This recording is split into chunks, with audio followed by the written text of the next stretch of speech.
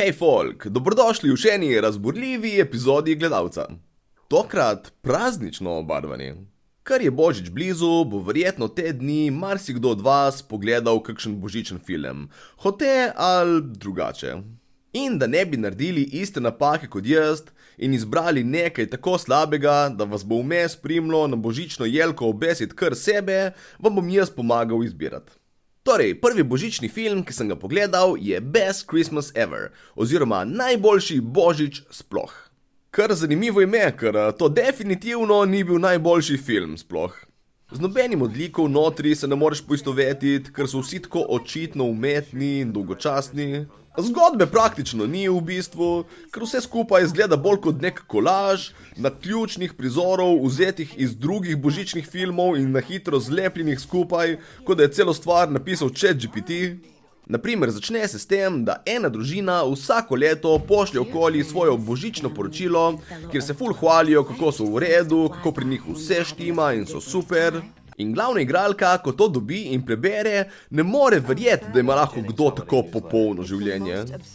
Prav rada bi šla do njih nenapovedano in videla dejansko resnico. In kaj se zgodi? Gre do njih nenapovedano in vidi dejansko resnico.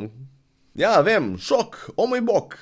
To pa zato, ker pusti svojemu sinu vtipkat cilj v GPS, namesto da bi ga sama. Ker veš, komu lahko res zaupaš neke pomembne stvari, da jih bo naredil prav? Otroku. Pač jaz ne vem, kako te ljudje niso opazili, da se peljejo v napačno smer.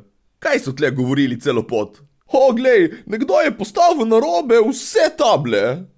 V glavnem pol se ustavijo pri njih in glavna junakinja se zapleta v razne nenavadne in smešne situacije. Okej, no, mogoče ne toliko smešne, kot bolj žalostno predvidljive. In ko pretrpimo cel ta film do konca, dobimo za nagrado še najbolj beden, nelogičen zaključek, kar sem jih kadarkoli videl z nekim balonom na vroč zrak. Ta stvar je tako obupna, da pokvari celoten film, ki že prej ni bil za se hvaliti. Kot da bi se ful trudil pri sorodnikih pojest neko res za nič kosilo in pol za sladico so vampi.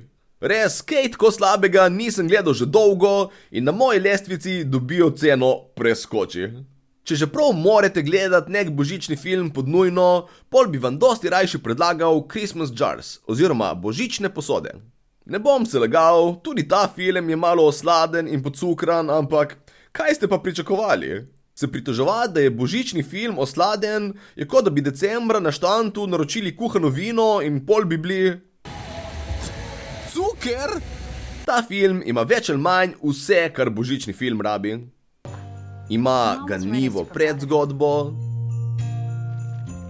ima skrivnostni zaplet, ima romantiko, ima tople družinske trenutke, predvsem pa ima neko dejansko smiselno zgodbo, malo bolj normalne like in konec, ki te ne ubije zaupanja v človeštvo. Še celo eno referenco na Big Lebowski premore notri, ki me je iskreno kar malo nasmejala. Pa sej ni spet vse čista desetka zdaj, da me ne bo kdo narobe razumel.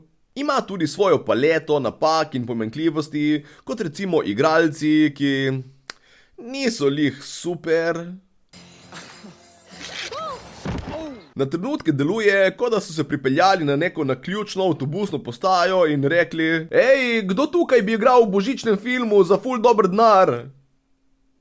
Okej, kaj pa za par toplih obrokov? In zgodba, čeprav ni slaba, oziroma v bistvu napram tisti drugi je že skoraj mojstrovina, še vedno ni odlična. Če ne drugo, je kar malo predvidljiva. Pač, če prideš do sredine tega filma, brez uganiti, kako se bo zaključil, jaz tukaj ne vem čisto, kaj si misliti. Kaj je to prvi film, ki ga gledaš? Ampak kljub vsemu temu, stvar še vedno deluje kot celota. Je gledljiva, je ganljiva in za božični film zadovoljiva. Tako da moja ocena, glej. In to je vse za danes. Če bi radi tudi sami pogledali te filme, dobite ta prvega na Netflix, ki pride spomladi na A1, in tega drugega na Voyo, ki je že na A1. Kakšno naključje. Tako da lajkajte ta video, če vam je bil všeč, naročite se na ta kanal in pa seveda napišite mi v komentarje, kateri film ali serijo naj ocenim naslednjič. Ajde, folk, vesele praznike!